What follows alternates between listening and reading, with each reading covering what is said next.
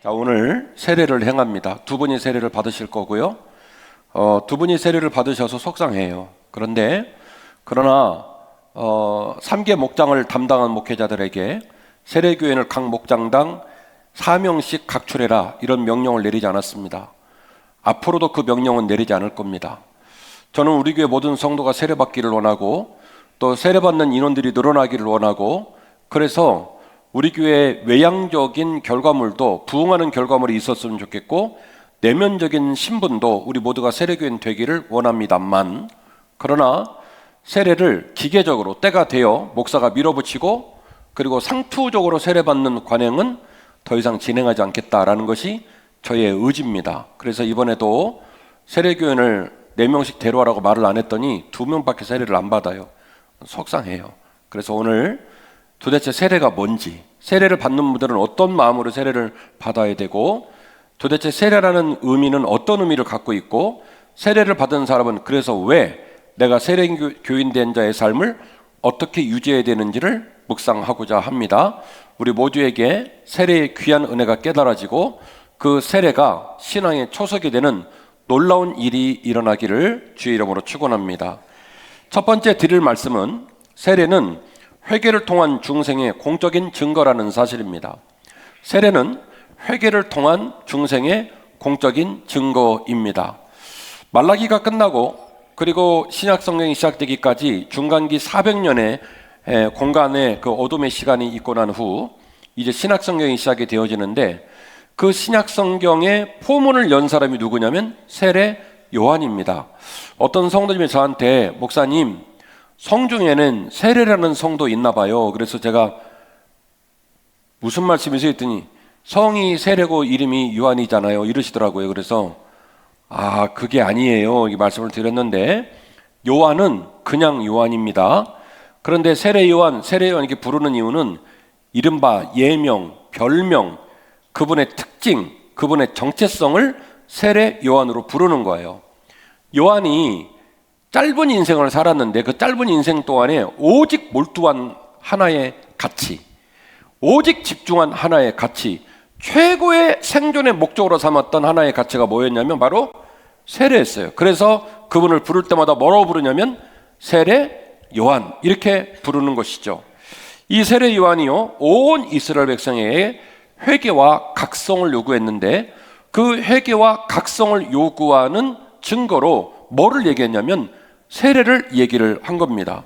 마가복음 1장 4절인데요 세례 요한이 광야에 있어 이르러 죄사함을 받게 하는 회개의 세례를 전파하니 온 유대 지방과 예루살렘 사람이 다 나아가 자기 죄를 자복하고 요단강에서 그에게 세례를 받더라. 5절 말씀 띄워놓으세요.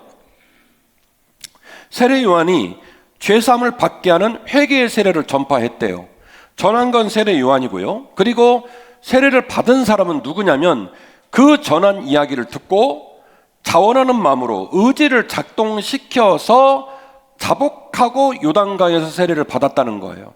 제가 오늘 우리 교회 세례가 2명인 것이 행복하다, 속상하다. 그럼에도 불구하고 세례 받을 사람 데려와라, 이런 말 한다고 안 한다고요? 안 할 거예요. 속상하지만 왜 그러냐면 세례라고 하는 것은 기계적으로 받아서는 안 돼요. 시간이 좀 차고 목사는 종교적인 목적으로 때가 이름에 막 꼬드기고 밀어붙여가지고 세례를 받게 하면 안 된단 말이에요. 세례 요한이 많은 사람에게 회개를 촉구했습니다. 죄사함을 받는 회개의 세례를 전파했습니다. 모든 사람에게 전파했죠. 지금 듣는 여러분 모두에게 동일한 말씀을 선포하듯이 이 말씀을 모든 사람이 나누어 가졌지요. 그러나 그 말을 듣고 자기의 죄를 어떻게 해요? 자복. 이 말은 무슨 얘기냐? 누가 시켜서 꼰질린 게 아니라 스스로 고백했다는 거예요. 자기가 그 말씀을 나의 말씀으로 받고, 저 말씀은 내게 주는 말씀이구나 해서 내 말씀으로 받고 스스로 자복하고 요단강에서 그에게 세례를 받았다는 거예요. 세례의 핵심 가치는 자유의지와 자발적인 헌신이 꼭 작동이 돼야 됩니다. 내가 원해야 돼요. 목사님, 저 세례 받고 싶어요. 그 세례의 의미가 내게 있기를 원합니다 라고 스스로 자복하는 마음으로 세례를 받으셔야 돼요. 자, 이 세례의 의미를 세례 요한은 뭐라고 말하냐면 죄사함을 받는 회개의 세례를 전파했다는 거예요. 사랑하는 성도 여러분, 세례 요한은 왜 이런 얘기를 했을까요? 죄사함을 받는 회개의 세례를 회개를 말하는데 어떻게 하라는 거예요? 굳이 그거를 물에 들어갔다 나와야 된다는 거예요. 항상 구약과 신약은 연결이 되어 있기 때문에 구약의 어떤 모형이 있겠죠. 구약에는 우리가 잘 아는 것처럼 정결례라는 것이 있어요. 성막시대, 중앙성소시대, 성막시대는 물두멍이라고 했고 중앙성소시대는 바다라고 해가지고요, 이 노수로 만든 어마어마한 대야가 있었어요. 큰 대야가 있었죠. 이 대야가 번제단과 성소 사이에 있었습니다. 그래서 제사를 드리러 오는 백성들은 거기에 들어오면요, 제사장들이 성소에 들어갈 때도 물두멍에서 씻었고요, 번제단에 올라가서 제사를 드릴 때도 물두멍에서 씻었고요, 번제를 드리는 제물도 이제 각을 뜨고 피가 나잖아요. 그러면 다 물두멍에서 씻어가지고 깨끗하게 해가지고 하나님께 드렸단 말이죠. 구약의 정결례는 하나님 앞에 나설 때마다 우리가 죄인이고 부족하기 때문에 그 모든 더러운 모습들을 씻고 나서 하나님께 나아간다는 의미가 있어요. 그리고 제2성전, 수르바벨 성전 제2성전 이후에는 또 그 이야기가 어떻게까지 전개가 되냐면, 이방인이 유대인으로, 우리로 말하면 귀화, 이방인이 유대로 들어오는 경우가 있어요. 그러는 경우에 반드시 할례를 행하는데, 할례를 행하면 몸에 뭐가 나죠? 피가 흐르죠. 피가. 그러면 구약적 전통은 뭐예요? 몸에 피가 흐르면 어떻게 되는 거예요? 부정해지게 되는 거죠. 다 또 씻게 하는 거예요. 그런 구약적 원형을 가지고 세례 요한은 물에 들어가서 세례를 베풀 것을 요구했습니다. 그런데 말이죠, 이런 원리에서는 구약적 전통을 따르고 있지만, 제가 이제 이 문제로 고민하면서 우리 윤영천 목사님하고 이런 얘기 저런 얘기 나누니까 윤영천 목사님 가교라고 표현하는 게 좋을 것 같아요. 그래서 제가 맞다, 가교가 좋겠다 제가 얘기했어요. 제가 우리 그 신학적인 레퍼런스 참고 자료를 얘기할 때는 윤영천 목사님 주로 이제 시키는데, 그건 제가 박보영 목사님보다 윤영천 목사님을 훨씬 좋아해서 그래요. 가 아니라 윤영천 목사님이 이스라엘에서 9년간 공부를 하고 온 사람이라, 이스라엘에서 전문적으로 구약을 전문적으로 공부하고 온 사람이기 때문에 우리 목회자들이 은사를 따라 제가 이제 직임을 맡기는데 서로 그렇게 이제 얘기를 해서, 목사님 가교라는 표현 좋겠습니다. 제가 참 그 표현 좋다 그랬어요. 여러분, 가교가 뭐냐면 이런 거죠. A하고 B하고 같은 게 아니에요. 연관은 있는데 그럼에도 불구하고 같은 건 아니에요. 근데 그 A하고 B를 연결시키는 다리를 우리가 뭐라고 표현하냐면 가교라는 표현을 써요. 똑같지 않은데 연결시켰다라는 표현을 쓸 때 뭐라고 표현을 써요? 가교라는 표현을 쓴단 말이죠. 세례는 그런 면에서 가교 역할을 하는 것 같아요. 왜냐? 신약에서 말하는 세례는 구약에서 말하는 정결례하고는 좀 달라요. 아니, 훨씬 더 복잡하고 훨씬 더 힘 있는 의미를 갖고 있습니다. 구약의 정결례는요, 육신을 깨끗게 한다라는 의미가 더 많아요. 사실은 육신을 깨끗게 함으로 말미암아 영의 절결을 지향하고 있는 건 맞아요. 그러나 유대인들은 항상 하나님의 성소에 설 때마다 정결례를 행하는데 예외가 없습니다. 항상 정결례를 행하는 거예요. 안식일을 지키고, 그리고 또 대제사장 아론 계열 레위지파 사람의 이 정결을 지키고, 그리고 장수의 정결을 지키고, 이런 흐름 속에서 정결례를 행하게 되어지는데요. 그래서 구약의 말미로 가면 이 부분이 되게 종교적 제도로 자리하는 경우가 많습니다. 그러나 신약에 나오는 세례는요, 중생의 내적 변화를 세례 외적 증거로 내려내는 삶의 극단적 변화를 말하는 거예요. 구약의 정결례는 물에 몸을 씻는 게 중요한 목적이고요, 신약의 세례는 몸을 씻자고, 집에서 샤워를 잘 안 하니까 끌고 와가지고 몸을 씻자고 요단강에 들어간 게 아니에요. 신약의 세례는 구약의 정결례처럼 물에다가 몸을 넣는 건 맞지만 목적과 의미가 달라요. 신약의 세례는 요단강에 데리고 들어가서, 이제 초대교회 문헌들을 좀 보면 그렇습니다. 왼쪽 손으로 뒷목을 잡고요, 오른쪽 손으로 이마를 딱 잡고, 두 손으로 딱 잡고 물에다가 사람을 뒤로 넘어지듯이 물에다 집어넣습니다. 그럼 여러분, 그렇게 집어넣으면 기분 좋겠어요? 무섭겠어요? 무섭죠? 이 사람이 날 죽이려고 하나? 쑥 집어넣습니다. 그럼 집어넣으면 놀랄까 봐 얼른 꺼낼 것 같죠? 아니에요. 꾹 눌러놔요. 그러면 물속에 쑥 들어가면서 기분이 묘해집니다. 사람은요, 요즘 뭐 챗GPT, AI 뭐 난리를 친다 한들 제가 알기로는요, 사람은 어떤 슈퍼컴퓨터보다도 위대한 사람이에요. 우리는요, 위기를 만나면 그 찰나의 순간에 평생의 시간을 묵상합니다. 연세 좀 드신 분들은 해봤을 텐데, 자전거 타고 가다가 깨골창에 빠져가지고 막 뒤집어질 때 자전거가 휘휘휘 그런 거 안 해봤어요? 하다못해 예를 들어서 뭐 계단에서 굴러떨어지든 자동차를 운전하다가 사고를 나든 그 찰나의 순간에 참 주마등처럼 살아온 삶이 머리에 떠오르지요. 물속에 들어있는 사람의 마음이 그런 마음일 겁니다. 죽는 거 아니야? 그러면서 뭘 생각하냐면 주님을 내 안에 구주로 영접하기 전에 있었던 내 모든 삶을 흘러가는 강물에 싹 흘려보내는 거예요. 다 흘려보내고, 그리고 두려움을 느낄 쯤 세례자를 물 위로 꺼냅니다. 물 위로 꺼내면서 성부와 성자와 성령의 이름으로 아무개 씨에게 세례를 베푸노라. 그 순간 그는 그리스도의 아들과 딸로 새로 거듭나게 되는 거예요. 이게 세례의 의미입니다. 오늘도 세례를 베풀면서 제가 우리 수세자 2명에게 어제 이런 가치로 교육을 하면서 말씀을 드렸어요. 제가 내일 교인들 앞에서 세례를 베풀 때 이 손으로 물을 움켜줄 텐데 이 물이 손에 묻어갖고 여러분 머리로 올라가면 등줄기로 물이 줄줄줄 흘러가고 얼굴로 물이 줄줄줄 흘러가고 막 이럴 거거든요. 그래서 여러분에게 묻는데 제가 물을 많이 집겠어요? 적게 집겠어요? 그랬더니 두 분이 확실하게 답변했어요. 적게 집으실 것 같아요. 그러더라고요. 그래서 제가 아니요. 최대한 제 손에 최대한 물이 묻게끔 해서 머리에 얹을 겁니다. 그 물이 이마로 흘러내리고 등줄기로 흘러내릴 겁니다. 바라기는 여러분의 선배가 그랬듯이 그 물줄기가 흘러내릴 때 여러분의 더러운 죄악들이 씻겨져 내려가는 것을 환상으로 보기를 원하고, 또 어떤 선배는 예수님의 핏물이 뚝뚝뚝 떨어지는 것을 환상으로 봤다는데 여러분이 그런 환상 보기를 원합니다 라고 제가 어제 말씀을 드렸어요. 아쉬워요. 물에다 못 담그는 게. 확 담궈버려야 되는데 우리 교회 침례탕이 없어가지고 침례탕 만들고 들어가서 그냥 물에 확 담궈버려야 되는데 그냥 물에다가 담그면서 어떻게 하는 거예요? 우리를 죽이는 거예요. 예수 그리스도를 모른 채로 내 맘대로 살아왔던 삶을 물속에다 싹 죽이고, 그리고 다시 올라오면서 예수님의 거룩한 아들과 딸이 되는 것이 세례의 의미인 줄 믿으시기를 바랍니다. 요한복음 3장 7절 말씀인 마태복음 3장 7절 말씀인데요. 요한이 많은 바리새인들과 사두개인들이 세례 베푸는 데로 오는 것을 보고 말을 합니다. 누가, 이 독사의 자식들아, 누가 너희를 가르쳐서 임박한 진노를 피하라고 하더냐. 그러므로 회개에 합당한 열매를 맺어야 한다. 이렇게 얘기를 해요.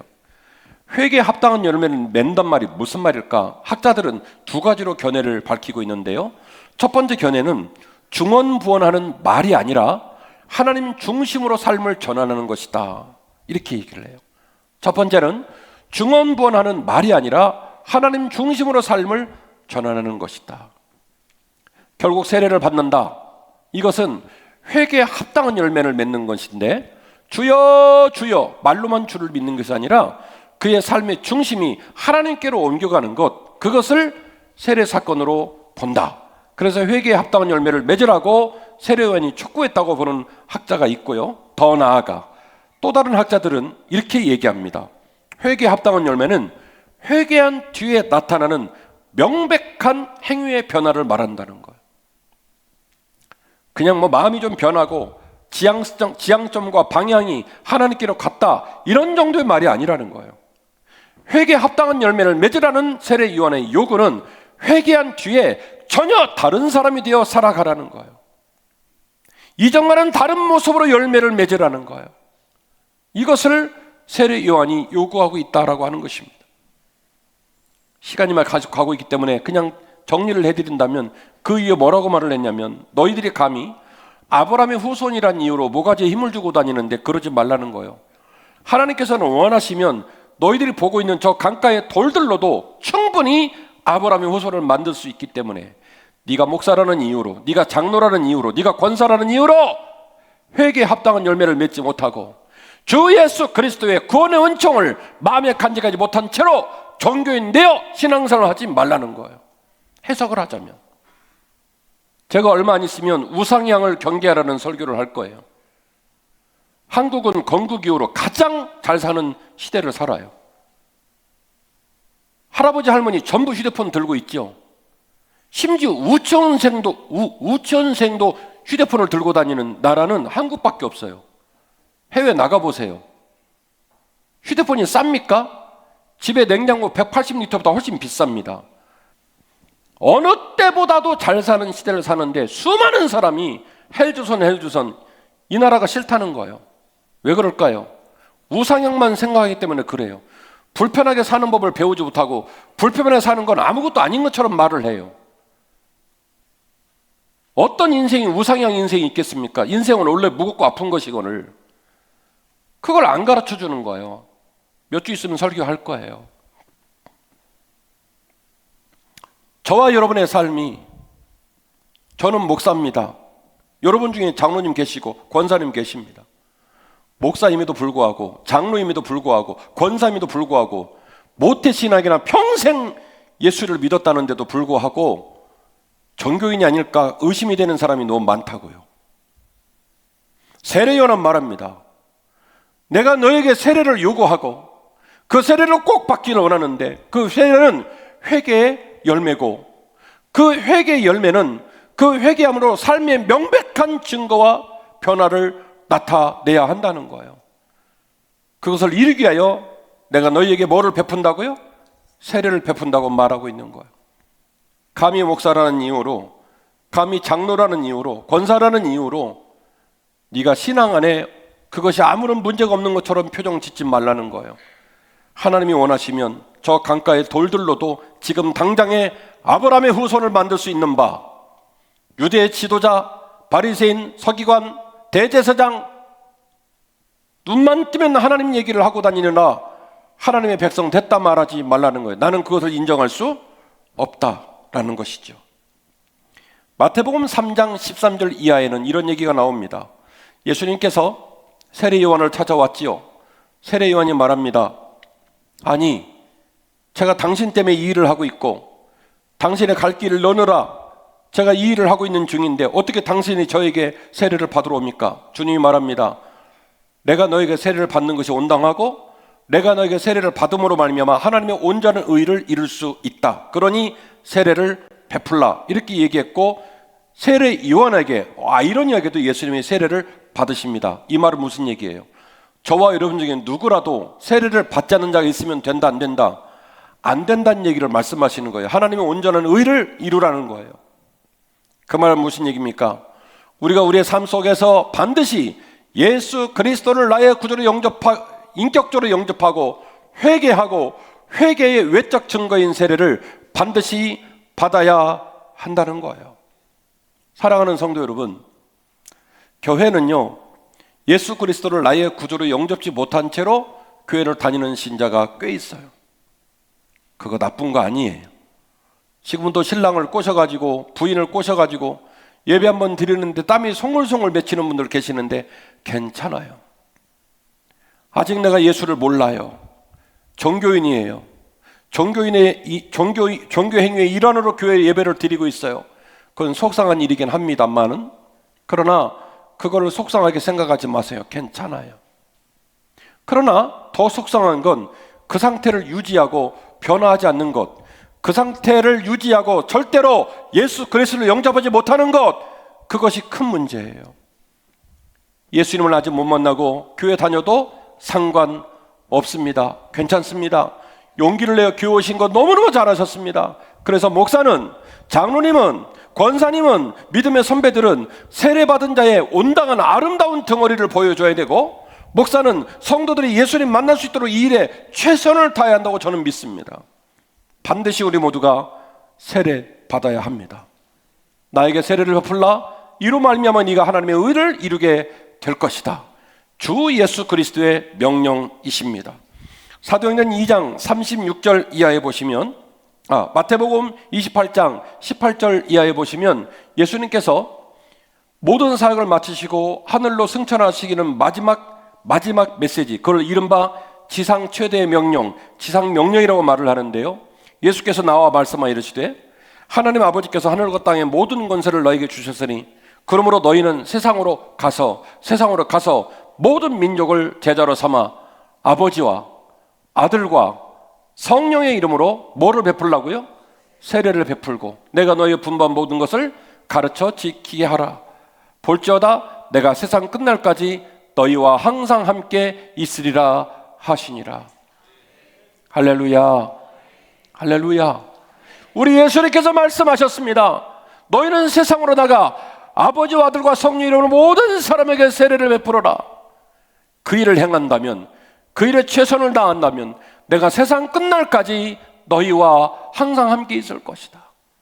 우리 주님의 말씀이십니다. 사도행전 2장 36절 이하에 보면 또 이런 내용이 나와요.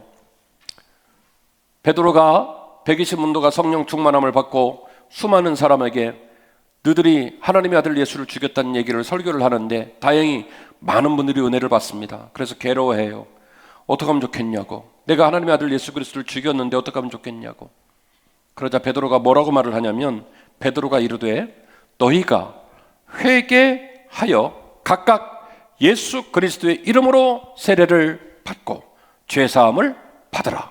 그리하면 성령을 선물로 받을 것이다. 아멘.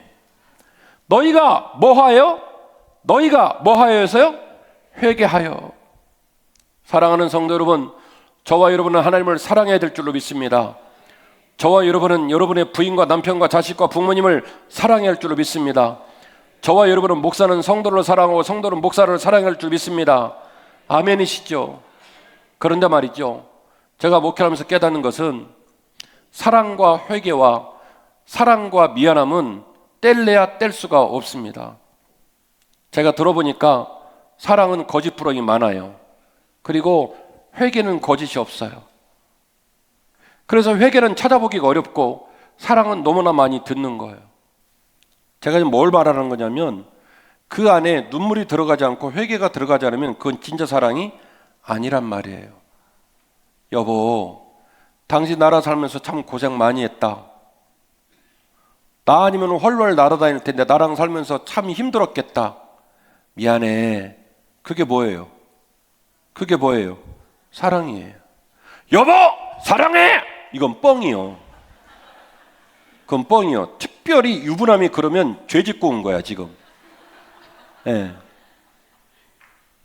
다 그런 건 아니고 그럴 가능성이 농후해요. 갑자기 안 사오는 꽃다발을 사오면 뒷조사를 해봐야 돼요. 저 인간이 왜 저러나. 사랑은요, 진한 사랑과 눈물이 그 안에 들어있어요. 그게 뭐냐면 회개하는 마음이에요. 하나님, 제가 목사인데, 제가 장로인데, 제가 권사인데 맨날 한 해 한 번씩 고난주간 맞이했는데 우리 주님이 그렇게 패찍을 맞고 살점이 떨어지고 피를 흘리고 모진 고난을 당한 것이 나 때문에 그 모진 고난 당했다는 것을 이제서 느낍니다. 주님은 얼마나 힘드셨습니까? 주님 얼마나 아프셨습니까? 그게 저 때문입니다. 주님 너무 죄송해요. 주님 너무 미안해요. 그게 뭐냐면 사랑이란 말이에요. 목사가 성도를 볼 때마다 항상 눈에 눈물이 메이고, 어떤 성도님이 저한테 울보 목사님이 겁나 기분 나쁘더라고. 근데 울보 목사로 살다가 옷 벗고 싶어요. 사람이 눈에 눈물이 맺히면 뭐 강하게 리더십이 없는 것 같습니까? 울어도 보통 아니에요. 여러분 모르죠? 우리 아버지 별명이 맨손가락으로 별 한 박 뚫읍니다. 사투리라 못 알아들으시죠? 표준말로 바꿀게요. 맨손가락으로 벽 뚫어요, 별명이. 눈물은 눈물이고 리더십은 리더십이에요. 제가 여러분에게 말씀드리고 싶은 건 우리 두 눈에 눈물이 많아야 된다는 거예요. 이 세상은 눈물이 사라져 버렸어요. 부인을 볼 때도 울 줄 알아야 되고, 남편을 볼 때도 울 줄 알아야 되고, 마땅히 자식이라면 부모를 볼 때 울 줄도 알아야 해요. 세상에 있지도 않았던 나를 낳으시고 똥오줌 다 살피고 아프면 등이 없고 병원 다니고 엄니가 나를 살렸죠, 아버지가 나를 키웠죠 라고 말할 줄 알아야 진짜 새끼입니다. 그 새끼가. 모름지기 목사면 그 성도들을 생각할 때마다 우리 성도가 최고지, 우리 성도 때문에 내가 오늘까지 살았지 하는 감사를 잃어버리면 안 돼요. 성도도 목사가 십자가 영성 붙들고 길을 잃어버리지 않고 목사답게 살려고 몸부림을 치면 그런가 보다 할 게 아니라 우리 목사님 진짜 좋다, 사랑스럽다 라고 말할 줄 알아야 진짜 성도 되는 거예요. 회개가 빠진 사랑은 가짜입니다. 반드시 회개가 들어가야 그 사랑이 진짜 사랑이 되는 거예요. 베드로가 말합니다. 너희가 각각 회개하여 예수 그리스도 이름으로 세례를 받고 죄 사함을 받으라. 그리하면 성령을 선물로 받게 될 것이다. 세례를 묵상하며 주님, 저 때문에 고난 당하셨죠, 저 때문에 어려움 당하셨죠, 그렇게 회개하는 날마다의 회개가 저와 입술에서 터져 나오기를 주의 이름으로 축원합니다. 그 회개의 고백은 사랑의 고백이고 그 회개의 고백은 사랑을 이룰 수 있는 위대한 에너지가 될 겁니다. 또한 그 마음으로 서로를 돌보십시오. 인생 사는 거 쉽지 않아요. 우리 원로 목사님 사모님은 항암 1차를 마치고 지금 암과 피 튀기는 싸움을 싸우고 계시고, 우리 사랑하는 임성인 권사님 폐 수술하셔가지고 폐 반을 이미 다 잘라냈어요. 잘라내서 너무 덩어리가 커서 절개를 해서 바깥으로 끄집어내서 저분 지금 한쪽 폐가 반밖에 없어요. 오늘도 와서 예배를 드리고 계시고, 박철순 안수 집사님도 지금 암 수술을 바로 앞두고 지금 이제 다음 주나 그 다음 주 있으면 수술을 하게 됩니다. 요즘 성도들이 너무 많이 아파서 제가 그냥 새벽이면 눈물이 나서 어떻게 할 길이 없어요. 멀쩡한 성도들도 연락해 보면 아프고 힘든 성도가 너무나 많아요. 몸이 아픈 성도가 있는가 하면 물질적으로 어려움 당하는 성도도 많아요. 당장의 길바닥에 나앉게 생긴 경제적 어려움을 겪는 사람도 많단 말이에요. 사랑하는 성도 여러분, 한빛교회 성도들은 오늘 이후로 꽃으로도 때리지 아니하시기를 주의 이름으로 축원합니다. 자, 서로 인사하시겠습니다. 성도님, 집사님, 권사님, 오늘 이후로는 말이라도 이쁘게 하겠습니다. 시작. 목사님, 저는요 얻는 얘기는 안 해요. 저는 거짓말도 안 해요. 저는요 있는 그대로 말을 해요. 진상입니다. 이 세상에 어떤 사람이 눈으로 봤다고 들었다고 안다고 그걸 그대로 말을 하고 사는 사람이 있습니까? 유치원생도 그렇게는 안 해요. 친구가 속상할까 봐. 제 말이 틀립니까? 유치원생도 그렇게 말 안 해요. 유치원생도 눈치 봐요. 친구가 속상할까 봐. 성숙한 사람은 내 감정보다 다른 사람 감정에 민감하게 반응합니다. 똑같은 말도 아가 다르고 어가 다르고요. 관계를 어떻게 맺느냐에 따라서 그 사람의 마음이 달라지고 그 사람 마음이 달라지면 나도 행복해집니다. 아멘이시죠? 그러니까 오늘 이후로 한빛교회 성도들은 꽃으로도 때리지 마세요. 아멘 하셔. 아들 자랑, 딸 자랑 하지 말고, 차 자랑 하지 말고, 집 자랑 하지 말고, 학벌 자랑 하지 말고, 아멘 하셔요. 제발. 제발. 그 얘기 듣는 사람은 피눈물 나요. 피눈물. 우리가 울다 왔어요. 지금은 서 있는 것도 힘들단 말이에요. 불쌍하게 생각해주고 안쓰럽게 생각해주고 손 잡아주세요. 아멘이시죠? 그게 바로 회개하는 심령으로 사는 사람의 태도예요. 남을 불쌍히 여길 줄 알고 내가 힘들고 어려운 것처럼 다른 사람도 힘들겠구나, 그 사람 마음을 공감할 줄 아는 것이 진짜 성숙한 신자의 마음이란 말입니다. 아멘이시죠? 설교를 마칩니다. 세례는 신앙의 본질이요 끝까지 지켜야 될 거룩한 상징입니다. 종교인은 거듭나지 않으면 신자가 될 수 없습니다. 요한복음 3장 1절 말씀에 따르면 유대의 지도자인 니고데모가 주님을 찾아왔습니다. 그리고 하나님 나라를 보는 문제를 대화를 나누게 될 때 주님이 뭐라고 말하냐면 네가 거듭나지 않으면 절대로 하나님의 나라를 볼 수 없다라고 얘기를 하지요. 니고데모가 말합니다.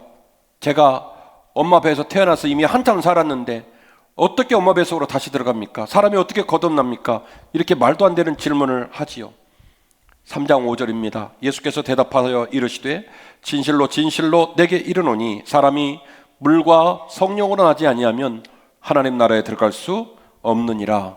육으로 난 것은 육이요 영으로 난 것은 영이니 내가 너에게 거듭나야 하겠다는 말을 놀랍게 여기지 마라. 설교를 마치는데요, 제가 오늘 여러분에게 세례의 의미가 막중하다고 말씀을 드렸죠. 세례 받는 사람은 그런 마음으로 세례 받으셔야 되고, 아직 세례를 받지 않은 분은 그런 마음으로 세례를 받아주시기를 원하고, 세례를 받은 분들은 내가 받은 세례가 어떤 의미를 갖고 있는지를 다시 돌아볼 수 있기를 원합니다. 또한 세례를 가르치고 세례를 추구하는 교회가 걸어가야 될 길, 그 길은 우리가 육으로 거듭나는 게 아니라 영으로 거듭나는, 우리의 심령이 주 안에서 살아나는 삶을 살아야 합니다. 세상 살기가 어렵습니다. 병마와 싸우고 있고 물질의 문제에 시달리고 있고 자식을 양육하며 지금도 후들후들거리는 다리를 끌고 이렇게 교회를 왔습니다. 예수의 마음을 가지십시오. 예수의 언어를 가지십시오. 예수의 사랑이 여러분의 손과 발에 있기를 주의 이름으로 축원합니다. 남을 불쌍히 여기고, 그리고 남을 존중하고, 그리고 기다릴 줄 아는 거룩한 영성이 저와 여러분에게 있기를 원합니다. 우리의 세례가 종교적 행사나 풍습이 돼서는 안 됩니다. 세례를 기계적으로 권하는 교회, 한빛교회는 그런 교회의 길을 걷지 않을 겁니다. 저는 우리 교회 모든 성도가 세례받기를 지금도 간절히 원하지만, 각자의 개인이 자유의지를 가지고 정확하게 제가 세례받겠습니다라고 고백하기를 기대하지, 강제적으로 기계적으로 세례를 강요하지 않을 겁니다. 세례를 종교생활의 수단으로 여기는 성도, 우리 한빛교회 성도 돼서는 안 됩니다. 종종 우리 성도들 중에는 아직 세례를 받지 않고 집사가 되지 않은 분을 집사님이라고 부르는 얘기를 제가 가끔씩 듣습니다만 매우 유감스러운 현상입니다. 우리에게는 성도라는 존귀한 직분이 있습니다. 거룩할 성, 무리도, 거룩한 길을 걸어가는 백성들이라는 거룩한 신분이 있어요. 성도라고 불러주니 얼마나 귀합니까? 그게 싫어서 집사라고 부릅니까? 그리고 그 집사를 따기 위해서 세례를 받습니까? 그런 교회에 대해서는 안 될 거예요. 성도라는 직분도 귀합니다. 집사는 여러분이 아는 그 집사가 맞아요. 고양이 키우는 사람들을 집사라고 하죠. 개 키우는 사람은 아직 집사라고 말은 안 해요. 개는 좀 착해가지고. 고양이는요, 자기 주인이 자기 집사인 줄 알아요. 바깥 가라, 이불 깔아라 명령을 많이 하죠. 그래서 우리들 스스로 집사라는 표현을 많이 써요. 고양이 집사라는 말을. 근데 거기서 쓰는 집사란 말이 우리가 쓰는 집사 직분을 말하는 게 맞아요. 주님을 섬기는 사람들, 교회를 섬기는 사람들. 그거 세상적으로 높은 권세와 권위를 가진 직분을 말하는 거 아니에요. 부르기 힘들어서 집사라고 부르면 안 됩니다. 집사는 그렇게 흔히 부를 말이 아니에요. 집사라는 직분을 갖고도 1년 52주 반토막 나는 예배도 못 드리고 몇 년씩 교회를 안 다니면서도 여전히 그분은 집사님인 것은, 이건 진짜 비극적인 한국교회 현상입니다. 절대적으로 근절되고 새롭게 회복되어야 될 줄로 믿습니다. 세례의 공적인 증거가 신앙의 길을 끝까지 지킬 수 있도록 우리는 성찬의 힘을 따라 살아가야 합니다. 세례 교인들에게 성찬을 받으라 명하는 것은 감히 예배당에서 성도들을 구분하고 성도들을 무시하고 성도들을 편애하는 게 아니에요. 적어도 예수님의 피와 예수님의 몸은 내가 중생했고 예수 그리스도의 아들과 딸이 됐습니다라고 공개적으로 선언한 사람이 받아야 되지 않을까, 이 가이드라인을 얘기하는 거예요. 아직 세례를 받지 않았으나 내 마음에 예수 그리스도를 인격적으로 영접하고 내가 반드시 성찬에 참여하고 싶습니다 싶은 분은 하세요. 그걸 누가 뭐라고 하겠습니까? 세례 받은 사람부터 성찬을 받으십시오라는 말에 취지와 의미가 있다는 걸 꼭 기억하시고, 세례 교인으로서 주님의 성찬의 힘을 따라 남은 삶을 살아가는 저와 여러분 되시기를 주의 이름으로 축원합니다.